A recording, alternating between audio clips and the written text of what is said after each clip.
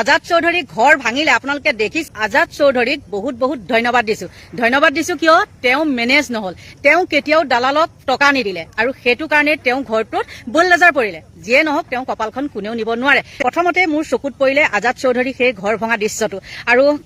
দেখিছো যিজন অফিচাৰ তাত গৈছে সেই অফিচাৰজনে তাত যিটো বৰমতা দেখাইছে আয়ো বোপা হিমন্তই যদি এতিয়া কৈ দিয়ে তো ইয়াৰ পৰা যা ভাগ ইয়াৰ পৰা তেতিয়া গুচি যাব লাগিব তেওঁ সেইটো মানে সেই মানুহখিনিৰ ওপৰত যিটো দাদাগিৰি দেখাইছে সেই দাদাগিৰিটো যদি প্ৰকৃত দাদাগিৰি হল হয় তেতিয়াহে কলো হয় আৰু তেওঁ যে লোকৰ পাছত গৈ পেলাই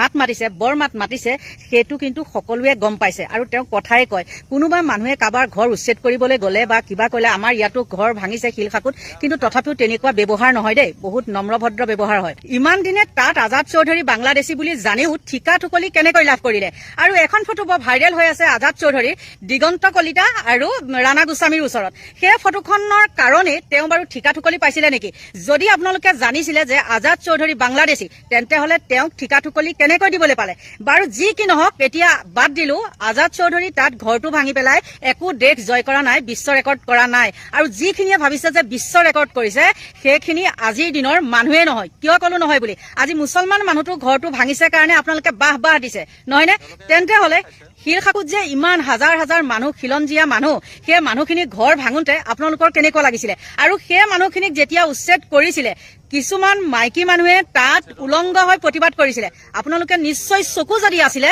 দেখিছিলে আৰু চকু যদি নাই কিয়া আপোনালোকে দেখা নাছিলে মাইকী মানুহে এখন চৰকাৰৰ দিনত উলংগ হবলগীয়া হৈছে তেতিয়াহলে এতিয়া সেইখিনিয়ে এঘৰ মুছলমান মানুহক ভঙাৰ পিছত ৰাম তাত কিছুমান মানে ধেমা ধৰাই বাহ দিছে আৰু যোনে বাহ দিছে সেইকেইটা অৱশ্যে মদাহিহে মুছলমান মানুহজনক ঘৰ ভঙাটো কথা বাদেই দিয়ক হাজাৰ হাজাৰ খিলঞ্জীয়া মানুহক ঘৰ ইয়াত ভাঙি দিলে আৰু আপোনালোকে দেখিছে বিদ্যুৎ শইকীয়া হওক বা আমি হওক বা আকাশ দলৈ হওক অহৰহ প্ৰচেষ্টাৰ ফলত সেই মানুহখিনিয়ে ক্ষতিপূৰণ পাবলৈ সক্ষম হৈছে আৰু সেই বিশৃংখল পাৰ্টীয়ে কয় কি একো বোলে কৰি দিয়াই নাই একো কৰি দিয়া নাই বোলে আজিলৈকে বোলে একো সফলেই হ'ব পৰা নাই আৰু সেই ডেমেজক মানে এতিয়া কি কৰিছে চৰকাৰৰ মানুহ আপোনালোকে সকলোৱে জানে আৰু তাত যোৰহাটত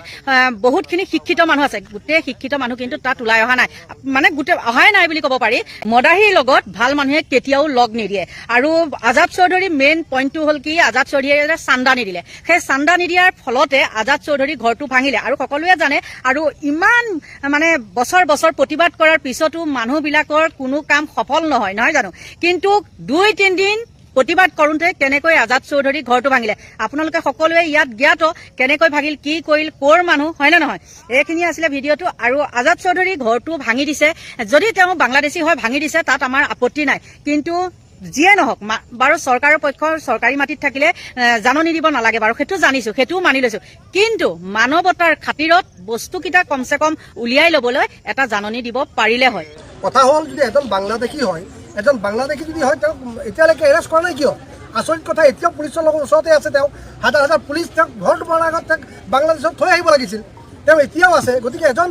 যদি ভাৰতীয় মানুহ হওক বাংলাদেশী কৈ গোটেই মুছলমান সমাজৰ মানুহবিলাকক যে মুছলমান হ'লেই যে তেওঁ বাংলাদেশী এই কথাটো ক'ব বিচাৰিছে ইয়াত সম্পূৰ্ণৰূপে মেক্সিমাম মানুহে ইয়াত ছাপোৰ্ট কৰিছে এটা কথা কওঁ যে নামৰ আগত মহম্মদ আলী হুছেইন হোৱা মানে যে এক প্ৰকাৰ এটা দল সংগঠনৰ কাৰণে তেওঁ বাংলাদেশী